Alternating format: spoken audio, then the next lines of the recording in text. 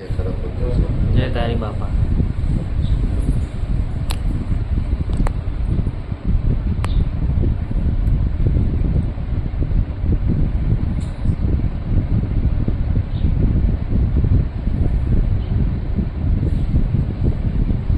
વાત કરીએ પછી ઉદાહરણ સારું સમજવા માટે. તો તમારી એક વ્યક્તિ એક શેઠના ત્યાં નોકરી કરે,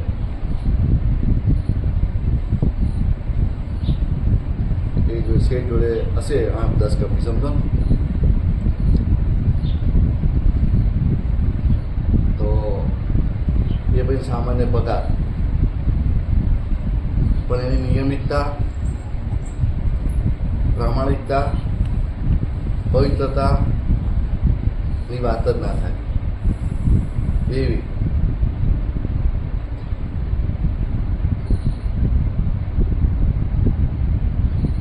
શેઠને એટલો પ્રામાણિક રહે,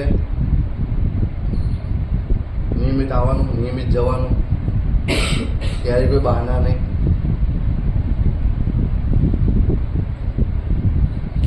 પણ પગાર એનો સાવ, વેતન સાવ ઓછું, કારણ કે એટલું બધું ભણેલો નહીં. એના ઘેર પત્ની, એના બાળકો પૂરું થઈ જાય, પણ એના જે મોજ શોખ કરાવવા જોઈએ એ કરાવી શકે, ખાલી ખાવા પૂરતું થાય. તે છતાંય એણે આ માર્ગ છોડ્યો નહીં. નિયમિતતા, પ્રામાણિકતા, પવિત્રતા એમાં સહેજે પાછો પડ્યો. સમય ગયો થોડો ઘણો, એટલે શેઠની નજરમાં આ વ્યક્તિ આવ્યો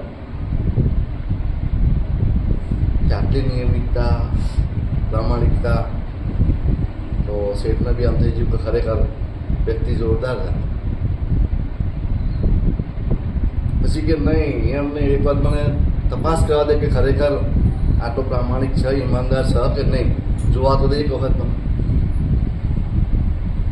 પણ એને ખ્યાલ ના આવે એ પ્રમાણે એક વખતે રૂપિયા ભરીને બેગ મૂકી દીધી, એ આવે પહેલાં જ તે વ્યવસ્થા કરી નાખી એવી બધી. તો જેવા એ ભાઈ નિયમિતતા તો જબરી પાકી હતી, એટલે સમય પહોંચી ગયા. જોયું તો એક બેગ હતી, એની અંદર ખોલ્યું તો ના રૂપિયા એમ.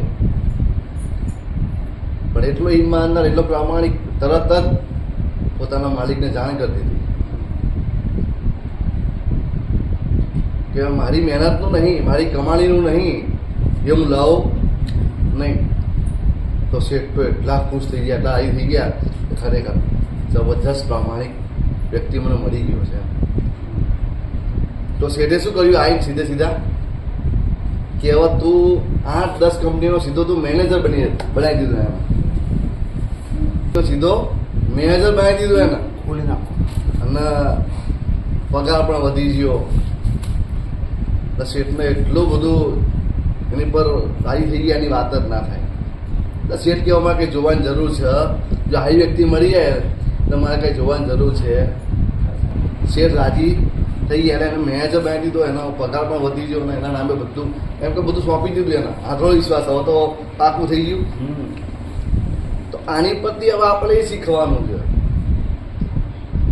કે તમે જેની ભક્તિ કરતા હોય, જેનું ભજન કરતા હોય, દાખલા તરીકે કોઈ માતાને પૂછતા હોય, કોઈ ભગવાનને પૂછતા હોય, એનાથી મારે કોઈ લેવા દેવા નથી, તો એ વખતે તમારે નિયમિતતા જાળવવી પડશે, પૂરેપૂરા પ્રામાણિક રહેવું પડશે, પવિત્રતા પોતાની અંદર લાવવી પડશે. જ્યારે ભજન કરો તો શુદ્ધ ભાવ તમારે રાખવો પડશે. જો આ બધું તમારી અંદર આવી ગયું ને, અને જો આની દ્રષ્ટિ તમારી પર એક જ પડી જાય ને, તો તમારા જીવનના 4 ચાંદ લગાડી દે તમારી માતાઓ.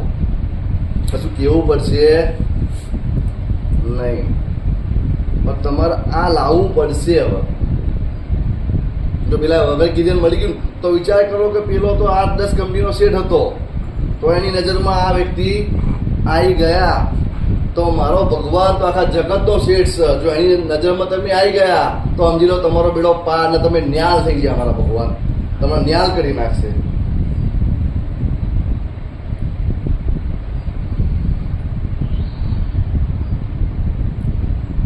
પણ થાય છે શું ખરેખરમાં હકીકતમાં કે તમારી માએ બતાવેલો માર્ગ કે તમારા ભગવાન કે તમારા ઈષ્ટે બતાવેલો માર્ગ છે ને એ સીધો તમને બતાવેલો છે, પણ તમે શું કરો છો? શોર્ટકટ કી અપનાવો છો, આ તો યુટર્ન લઈ લો છો. એટલે ભગવતી કે હવે તું મારા માર્ગથી ભટક્યો એટલે તું ભટકી ખાવ. શું કે છે? મેળા આવે એવો છે. તકલીફ આપણને અહીં પડે છે, બાકી કામ તો આજ નહીં તો કાલ. જેમ જોયું તમે પેલા વિચાર્યું નહીં હોય કે મને આ પદવી મળશે, એ પદવી મળી ગઈ. એક સામાન્ય શેઠનાથની ખબર પડે છે વાલા, તો જગતનો શેઠ છે. એટલે તમે કદાચ એવું સમજતા હોય કે માતા હોય કે ભગવાન આપણે મૂર્ખ બનાવી દઈશું, તો એ વાતમાં દમ નહીં યારો. હું તો ના પાડું છું એ વાતમાં દમ.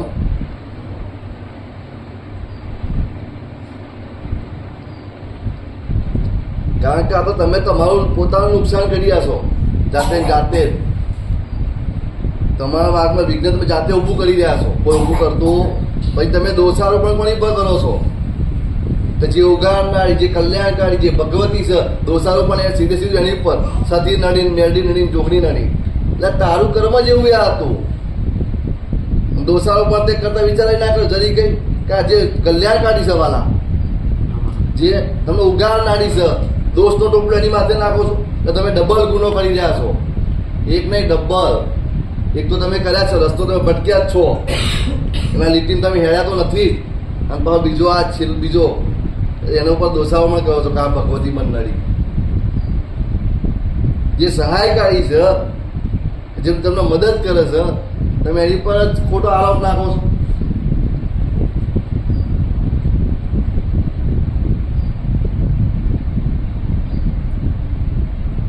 ખાલી તમારા ઘરમાં તમારી માં હોય, એ 2 છોકરા હોય, એમાં 3 છોકરા હોય, ક્યારે એમનું અહિત ઈચ્છતી નથી. તો આ જગતની માં તમારું અહિત ઈચ્છે ખરી? ખાલી આટલો પ્રશ્ન જવાબ આપી દો વાત.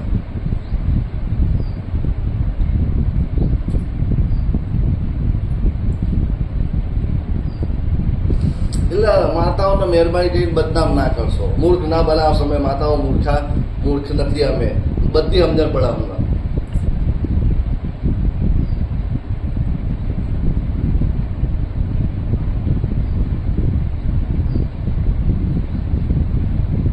બસ તમારી માને એક જ પ્રશ્ન કરો કે મારી આ દિવસ દરમિયાન મારી કાંઈ ભૂલ હોય, મારી ખામી હોય, તું મને બતાવે, કાલ સુધારવાનો મને મોકો આલ નવો, હું સુધારીશ, ચોક્કસ સુધારીશ. તો એ માં તમારી પર રાજી થાય. તમે ધર્મ રસ્તે હેતા તો રાજી થાય, તો તમારું કામ અટકેલું પૂરું થાય. કે તમે રવિવારના મંગળવાર ગમ્યા ભાઈ તૂટી તૈયાર થઈ જાવ તો મેળ આવે એવું નથી વાલા. એમાં તો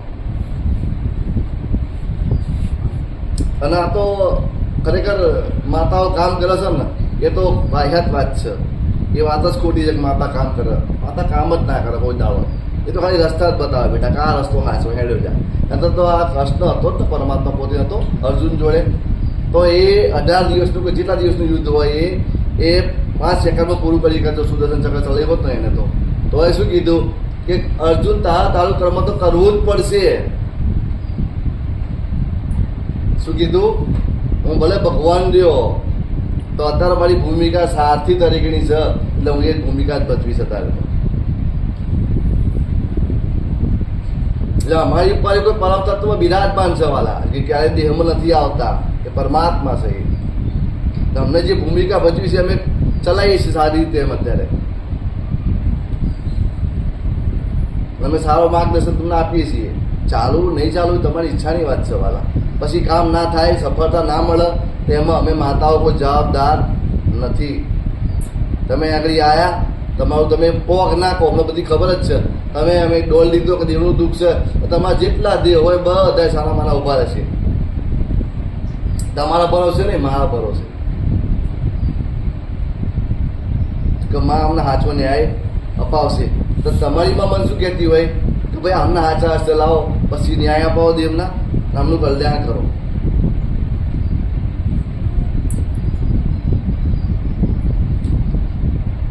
પણ તમારે જો ભજન માર્ગે, ધર્મના માર્ગે ચાલુ જ ના હોય તમારી ફરજો નિભાવી જ ના હોય સારી રીતે તો વાલા મારથી થાય એવું છે.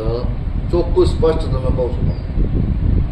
ભાઈ તમે એમ કહો ગામડી જે સારું ના થયું તો જો વાલા મારા માર્ગ ઉપર ચાલવાથી મેં જે ભજન માર્ગ આપ્યો એનાથી તમને ફાયદો ના દેખાતો હોય તો મહેરબાની કરીને એ માર્ગ છોડી દેવો. બરાબર છે. ફાયદો ના દેખાતો એ વસ્તુ ત્યાગ જ કરી દે એ વસ્તુનો કે ભાઈ ભજનથી એમનો કોઈ ફરક નથી તો જય ભગવાન.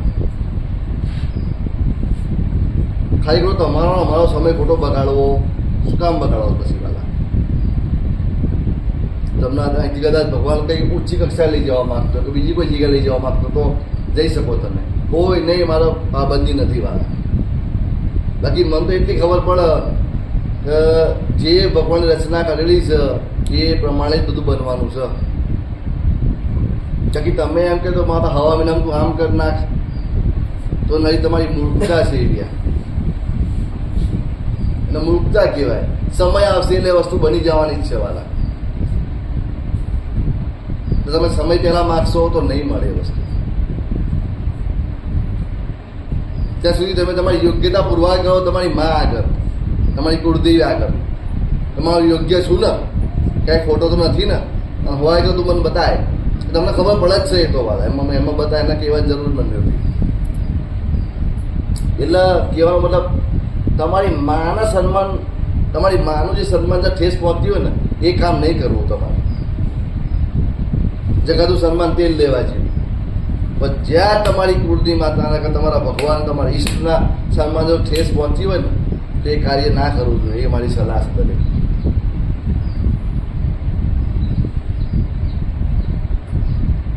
પછી કર્મ તમારું ખોટું હોય, કામ ના થાય, પછી તમે એમ કહો કે અહીંયા આગળ ગયા અમારું કામ ના થાય. કામ કરવા માટે અમે નથી બેઠા. ચોખ્ખું તમને કહું છું. હું તો ફક્ત તમને સારો માર્ગદર્શન આપવા જ બેઠી છું. સહાય હસ્તે ચડાવવાનો મારો પેલો પ્રયત્ન એ જ છે. મારો પહેલો હેતુ એવા જ છે કે કામ તો થવાના જ છે વહેલા અથવા તો મોડા. એને બહુ મહત્વ ના આપશો. પણ આ જિંદગી ખાલી ફક્ત મનુષ્ય જન્મ તમને ખાવા પીવા અને મોજ કરવા નથી મળ્યો, પણ પ્રભુ પ્રાપ્તિ માટે મળ્યો છે. એ તમે ભૂલશો. કારણ કે તમે તો શું કરો, હવાર મોડી બસ ખાવું રાત ઊંઘવામાં જતી રહી તો તમને સમય મળ્યો ક્યાં? તો આ જે અનમોલ અવસર જેને કહેવાય છે એને તમે ગુમાઈ રહ્યા છો.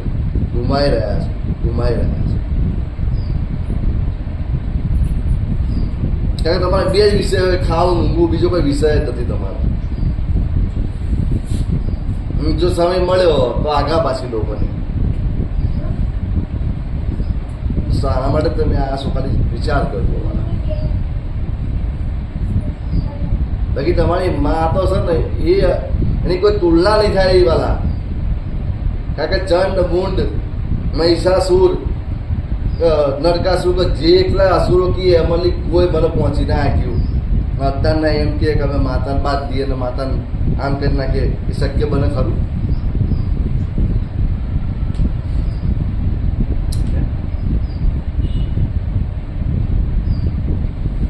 એટલે તમારી અંદર શુદ્ધ ભાવને પેદા કરો, પ્રામાણિક બનો. તમે જ્યાં છો ત્યાં તમે પરિવારના તો પ્રામાણિક બનો. સમાજના આગળ ના બની શકો તો કાંઈ નહીં, પણ પરિવાર નતો. આપણે જ્યાં રહેતા હોય ત્યાં જ દગાબાજી તમે કરી રહ્યા છો.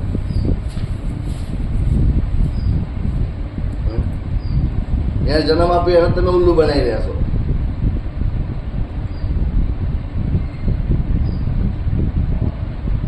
બાકી મને એટલી ખબર પડે કે હાચો ભગત હોય ને વાલા એને આ લખવું તો લખી રાખો. જગતમાં કોઈને આગળ એના નંબરની જરૂર મને ભગવાન ના પડવા દે.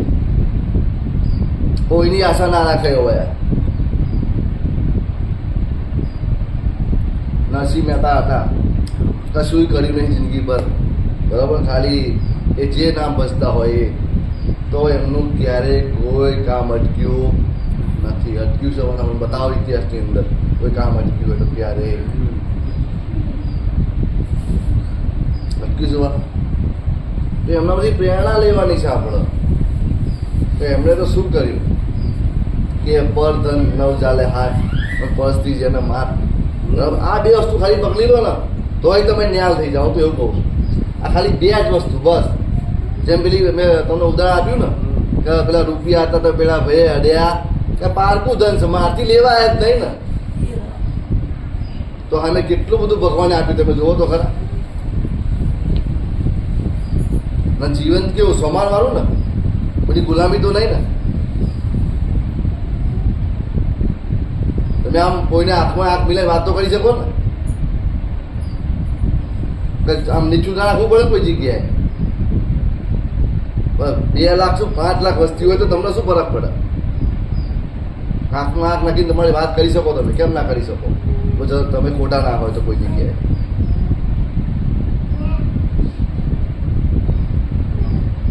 આ બધું શીખશો ને તમારી માં જો રાજી થઈ ગઈ ને તમારે કોઈના પગ પકડવા, કોઈ ભુવાના કોઈ માતાના પગ પકડવા તમારે જરૂર જ નહીં. તમારી માં જ બધું પૂરું કર્યા છે તમને. પણ એના લાયક બની જાય ખાલી ભાઈ, એક જ વાત છે. હવે કઈ રીતે બનવું એ તો તમારે વિચારવાનું રહ્યું, તમારે સમજવાનું રહ્યું. ના સમજણ પડતી હોય તો હું બેઠીશું તમને તમારે અને 1000 પ્રશ્નો કરજો, જવાબ આપીશ તમને. પરંતુ મારું કીધાનું પાલન કરવું હોય તો જ મને પૂછજો.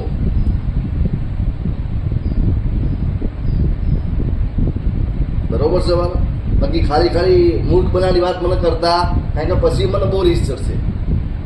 હું સગવડમાં આવી ને એટલે બધા રોલ હું કરી નાખું. નિરાકારની અંદર મને કશું લાગે વગર નહીં. એટલે 2 મિનિટ ભાઈ, 1 મિનિટ એવું લાગતો સ્ટોપ કરતો. શું ધર્મમાં શું ને હોય તો ભાઈ કલ્યાણ કરશે તમારું. બાકી તમારા જેટલા દેવ હશે એ દેવ તમારા ઉભા રહેશે. એ જવાબદારી મારી તમારે. તમે દર રવિવાર હજુ તો શરૂઆત ના થઈ હોય તમારી, 15 દાડા મહિનો ના આવ્યો કે 2-3 રવિવાર ના પડે, માતાજી આ કરનાર પેલું કરનાર ના, એટલે બધું અમારી નજરમાં જ હોય. એવું કહેવાની જરૂર ઘરે ઘડીએ. એના કરતાં તમે યોગ્યતા પૂરવાર કરો તમારી માં આગળ, એમ કહું છું. અને એના જ કહો કે મારી આગળ કોઈ જન્મના કર્મનું ફળ આવું છે કે હજુ આ સુધી પહોંચી શકતો નથી તો શું છે? ચોક્કસ તમને કહેશે બેટા આની વાત આમ છે તો થોડો ખમ કે થોડું આમ કર. કઈ બી હશે રસ્તો કંઈ એક જ કારણના લીધે અટકવું એવું જરૂરી છે. ઘણા બધા કારણો જવાબદાર હોઈ શકે છે. આપણે કે સતી પર સિક્કો મળે, સતી બધું અટકાઈ બે રીતે ખોટું કરે એવું પાકું ના કરે. પછી આપણે બી તપાસવા પડે. હવે અમુક તો થોડોક સમય આવ્યા હોય કે મને બહુ શ્રદ્ધા હતી અને કે અમારું શ્રદ્ધા તૂટી ગઈ. અને શ્રદ્ધા કહેવાય જ નહીં. આ શ્રદ્ધા કહેવાય ને શ્વાસ હતો એવો એટલે શ્વાસ પૂર્ણ થયો એટલે વાત પૂરી થઈ ગઈ. એટલે ભગવતી બધો થોડો ઘણો ભાવ હતો ને એ તૂટી ગયો. તો આટલા માટે ભજન આદર્યું હતું. એ શ્વાસ હતો. એ શ્રદ્ધા તો બહુ ઓછી. શ્રદ્ધાનો મતલબ હજુ કોઈને ખબર નથી કે શ્રદ્ધા એટલે શું. શ્રદ્ધા ક્યારે તમારા પ્રબળ થાય એ જ ખબર નથી. તો ભાઈ તમે જો હજુ તો માંડ 2 કે 3 રવિવાર તમે શ્રદ્ધા થઈ છે, તૂટી છે. કારણ શ્રદ્ધા ના કહેવાય. શ્રદ્ધા લાટૂટ વસ્તુ છે ભાઈ, ક્યારેય ના તૂટે. અને મારો ભગવાન તૂટવાય ના દે ક્યારે, તો એ શ્રદ્ધા કહેવાય. ઘડી ઘડી તમારો આખો થતું એ શ્રદ્ધા ના કહેવાય. બધી વાત હતી શ્રદ્ધાના નામે ખોટો દોર છે ભાઈ. હું એ શ્રદ્ધા માનતી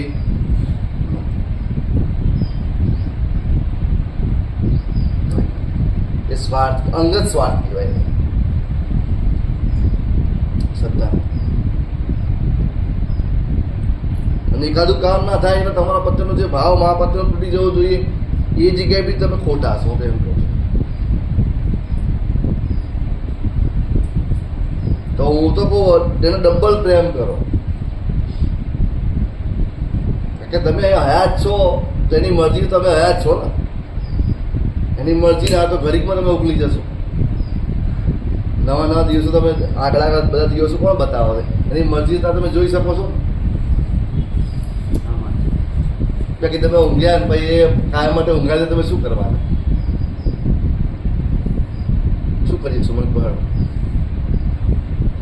આ વિશ્વની અંદર દિવસની અંદર લાખો લોકો તો મરતા નહીં મરતા હોય, મરતા પછી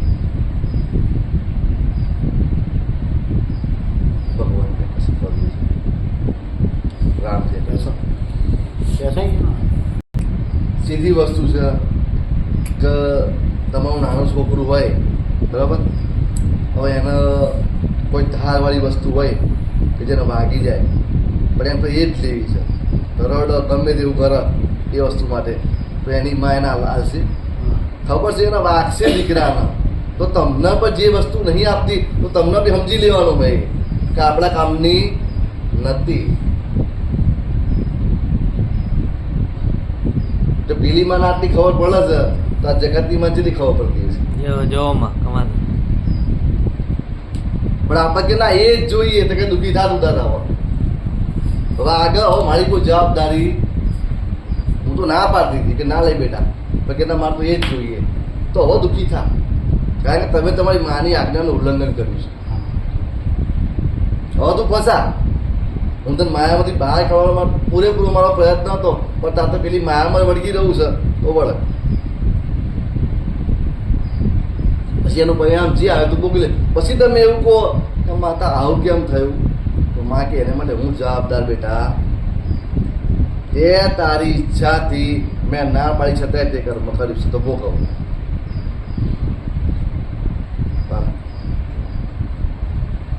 સ્વતંત્રતા આપેલી છે, પણ સ્વતંત્રતાનો મિસયુઝ ના થાય ને, ખોટો ઉપયોગ ના થાય ને. બરાબર. કારણ કે કર્મ તો કોઈને છોડશે નહીં. આ તો બધા એવું કે છે બાકી કે રામ રામ જપો તો તમારા કરોડો કર્મ નાશ પામે. હું તો નહીં માનતી કે નાશ પામે એમ.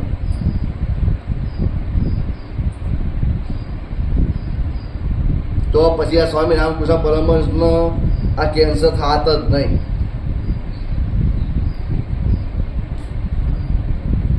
એમાં ધીરા થયું તો ખરું ને, તો થાત જ નહીં ને.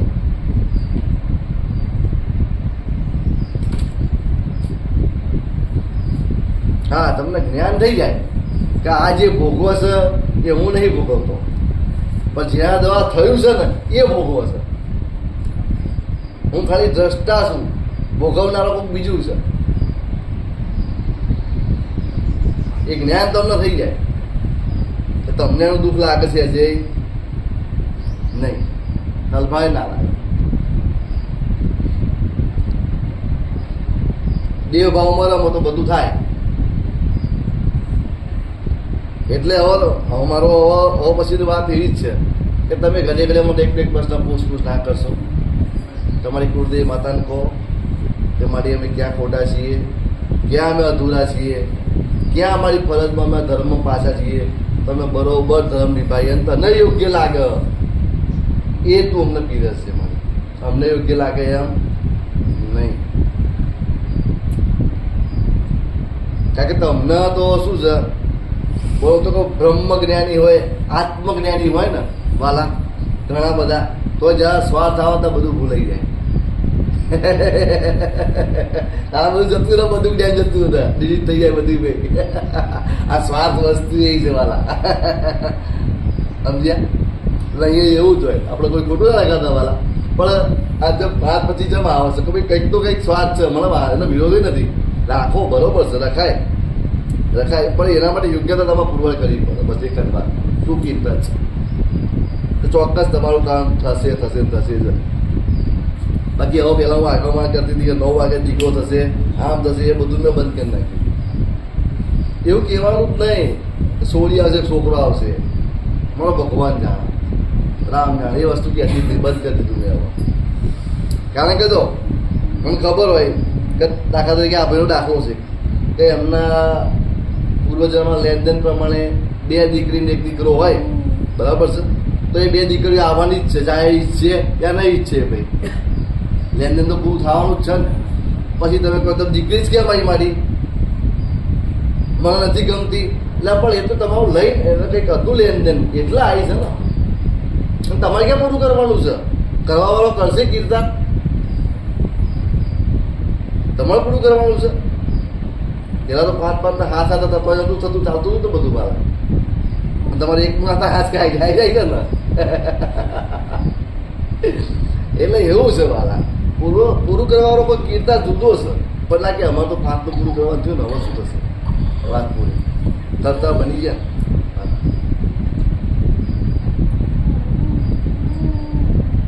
એટલે તમારી કે લક્ષ્મી આવી છે, ભગવાન પોતે આવ્યા છે, તો તમે કેમ દુઃખ લાગે? મને તો એ જ નહીં ખબર પડતી.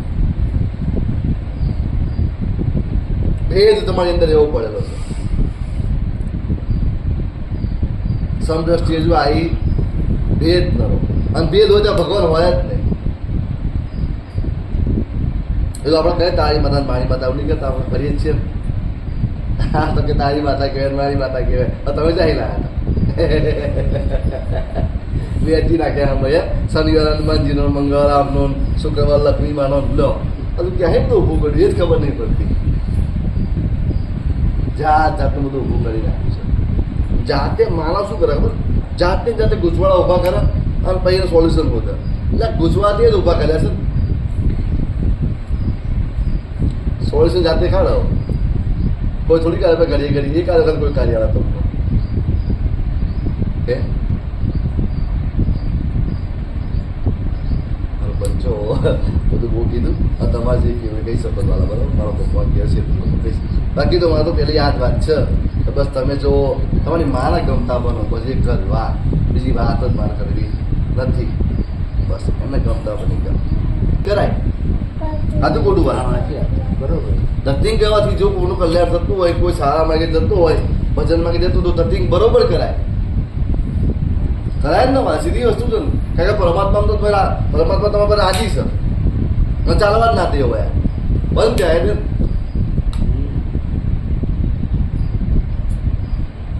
ભાઈ એને ગમે છે એટલે આપણે કરવાનું છે. મારી ઉપર જે છે એ કે કરો તો બરોબર છે, અમને યોગ્ય છે તો કરવાનું. આપણે તમને ભાઈ સેવકનો ભાવ સારો લાગે યા ના લાગે એનાથી મારે કોઈ લેવા દેવા ના હોય ને.